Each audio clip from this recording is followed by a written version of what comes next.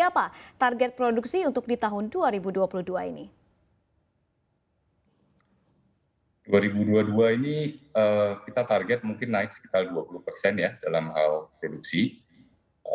Kita tetap akan fokus utamanya untuk meningkatkan efisiensi atau produktivitas per hektar lahan sawit kita, yaitu mungkin salah satunya dengan cara mulai replanting dengan bibit sawit generasi baru yang produksinya jauh lebih efisien.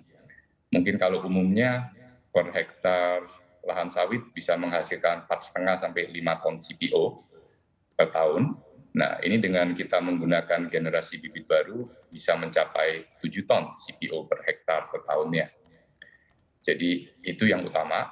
Kemudian pemupukan kita akan tingkatkan, dan mungkin yang terakhir dengan melakukan regenerasi mesin-mesin pabrik kita, sehingga kita dapat lebih meningkatkan efisiensi produksi CPO kita. Intinya yang akan kita lakukan menggenjot semua hal untuk efisiensi produksi sehingga bisa mendapatkan hasil yang lebih maksimal. Mhm.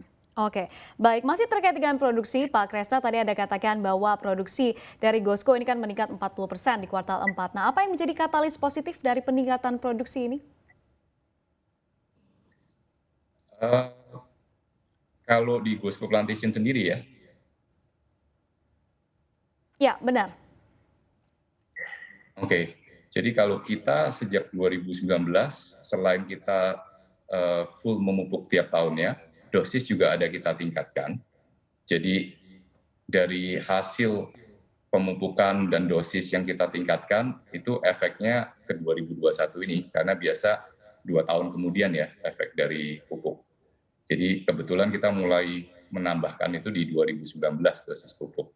Jadi semua sangat kebetulan. Jadi produksi lagi banyak sekali dan harga juga lagi mendukung sekali. Jadi ya itulah makanya kenapa di tahun ini sangat bagus sebetulnya untuk Bosco Plantations. Mhm. Baik, kalau untuk realisasi dari replanting di tahun 2021 kemarin, seperti apa gambarannya Pak Kresna?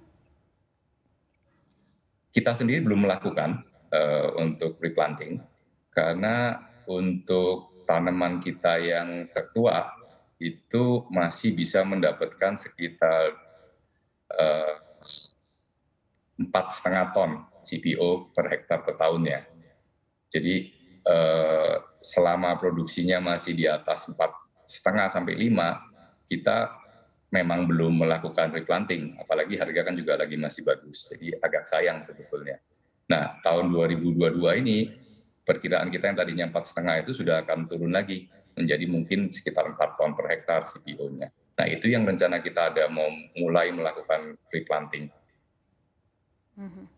Oke, baik. Pak Kresna masih terkait dengan kinerja keuangan dari Gosco kalau kita lihat begitu ya mengacu pada kinerja di kuartal ketiga tahun 2021 rugi bersih kan turun di kisaran 38 miliar rupiah dari periode sebelumnya atau secara year on year yang ada di kisaran 163 miliar rupiah. Nah, mungkin bisa dijelaskan apa yang membuat rugi bersih ini bisa turun cukup signifikan Pak Kresna?